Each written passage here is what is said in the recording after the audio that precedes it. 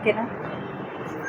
ఈరోజు ప్రెస్ మీట్లో పాల్గొన్న నా తోటి కార్పొరేటర్లకి, అలాగే వైఎస్ఆర్సీపీ నాయకులకి, మీడియా మిత్రులకి అందరికీ నమస్కారం.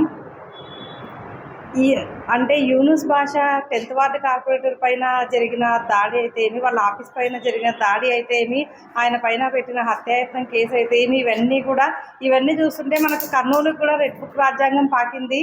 ఇన్ని రోజులు కర్నూలు వరకు ఇంత దూరం రాలేదేమోలే, కొద్దిగా తక్కువే ఉందేమో అనుకున్నాం. కానీ మా మున్సిపల్ కార్పొరేషన్కి కూడా రెడ్ బుక్ రాజ్యాంగం అనేది అమలు పరిచే విధంగా తయారైందని ఇప్పుడు అనిపిస్తుంది. ఎందుకంటే కూటమి ప్రభుత్వం ఏర్పాటై 1 సంవత్సర కాలమైంది. ఆ సంవత్సర కాలం నుంచి వాళ్ళు అంబేద్కర్ రాసిన రాజ్యాంగాన్ని పక్కన పెట్టారు. రెడ్ బుక్ రాజ్యాంగాన్ని అమలు చేస్తూ ప్రతి ఒక్కరిపైన ఎవరైతే ప్రశ్నిస్తారో వాళ్ళందరిపైన కేసులు పెట్టడం, వాళ్ళందరినీ జైల్లో పెట్టించడం, వాళ్ళందరినీ హెరాస్ చేయడమే పనిగా పెట్టుకున్నారు తప్ప ప్రజల సంక్షేమము, అభివృద్ధి అనేది అస్సలు కూటమి ప్రభుత్వానికి కానీ, కూటమి పెద్దలకు కానీ అస్సలు లేదు. చిత్తశుద్ధి లేదు వాళ్ళకు. ఎంతసేపు దొంగ హామీలు ఇచ్చారు వాళ్ళు. ఎలక్షన్లలో ఓట్లు వేయించుకోవడానికి దొంగ హామీలన్నీ ఇచ్చి, దొంగ మాటలతో ఓట్లు వేయించుకొని అధికారంలోకి వచ్చారు. కానీ అవన్నీ కూడా ఏవి కూడా వాళ్ళు చేయడం లేదు. వాళ్ళు ఇచ్చిన హామీలన్నీ అవన్నీ కూడా ప్రజలందరూ ప్రశ్నిస్తారని చెప్పి ఈ డైవర్షన్ పాలిటిక్స్కి తెర తీసి ఎక్కడ వీలైతే అక్కడ ఏ వైసీపీ నాయకుడు కానీ, కార్యకర్త కానీ ఎవరైతే ఉన్నారో, ఎవరైతే కొద్దిగా స్ట్రాంగ్గా కనిపిస్తారో, ఎవరైతే ప్రశ్నిస్తారని డౌట్ వస్తుందో వాళ్ళందరి మీద అక్రమ కేసులు ఏదో ఒకటి చేయడం. అంటే భ్రమ అనేది, అంటే దృశ్యం 2 సినిమాలో మనం దృశ్యం సినిమా వెంకటేష్ సినిమాలో చూస్తాం కదా, ప్రతిదీ అంటే ప్రీ ప్లాన్డ్గా ముందే అన్ని ప్లాన్గా చేసి ఆ దృశ్యంలో చూపిస్తారు కదా, ఆ టైప్లో ప్రతి ఒక్కటి వాళ్ళు కవరింగ్ చేసుకుంటూ వస్తున్నారు.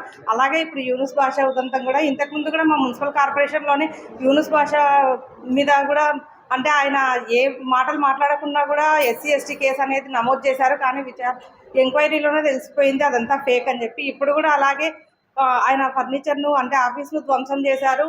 మరి తిరిగి వాళ్ళపైన హత్యాయత్నం చేశారని చెప్పి కేసు కూడా పెట్టారు. ఇవన్నీ కూడా అంటే ఇది అని కాదు, ప్రతి ఒక్కటి ఈ కూటమి ప్రభుత్వం అధికారంలోకి వచ్చిన తర్వాత చేస్తున్నదంతా దొంగ రాజకీయమే తప్ప కరెక్ట్ జెన్యూన్ రాజకీయం అన్నది కాదు. మరీ ముఖ్యంగా వాళ్ళు అన్నారంటే ఆ మహబూబ్ ఖాన్ అనే అతను ఎస్వి మోహన్ రెడ్డి గారి గురించి, ఆయన స్థానికేతరుడు, పత్తికొండ నుంచి వచ్చారని చెప్పి. నేను సూటిగా ప్రశ్నిస్తున్నాను పవన్ కళ్యాణ్ గారిని కూడా. పవన్ కళ్యాణ్ ఎక్కడుంటాడు? ఆయన ఉండేది హైదరాబాద్లో, వచ్చేది అప్పుడప్పుడు విజిటింగ్కి వస్తాడు మన ఆంధ్రప్రదేశ్కి. మరి స్థానికేతరుడు ఎవరు?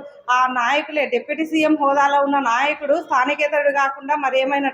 ఆయన అంటే మీ లీడర్లను యథా రాజా తదా ప్రజ అన్నట్టుగా రాజు ఎట్లా ఉంటే కింద ఉన్న వాళ్ళు కూడా అలాగే ఉంటారని చెప్పి, కూటమి ప్రభుత్వంలో పెద్దలంతా ఎలా ఉన్నారో, వాళ్ళు ఎలాగైతే అరాచకాలు రెడ్ బుక్ రాజ్యాంగం అమలు చేస్తున్నారో, ఇక్కడ లోకల్లో ఉన్న లీడర్స్ అయితే ఏమి, కార్యకర్తలు కూడా వాళ్ళను ఫాలో అయ్యి ఇక్కడ కూడా రెడ్ బుక్ రాజ్యాంగం అమలు చేస్తున్నారు తప్ప ఇంతకు మించి ఏమీ కాదు.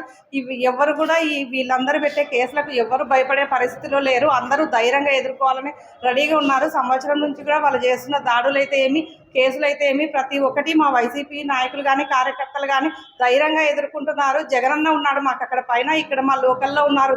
రాంభూపాల్ రెడ్డి అన్న ఉన్నాడు మా నాయకుడు, అలాగే ఎస్వి మోహన్ రెడ్డి అన్న జిల్లా అధ్యక్షుడు ఆయన ఉన్నారు.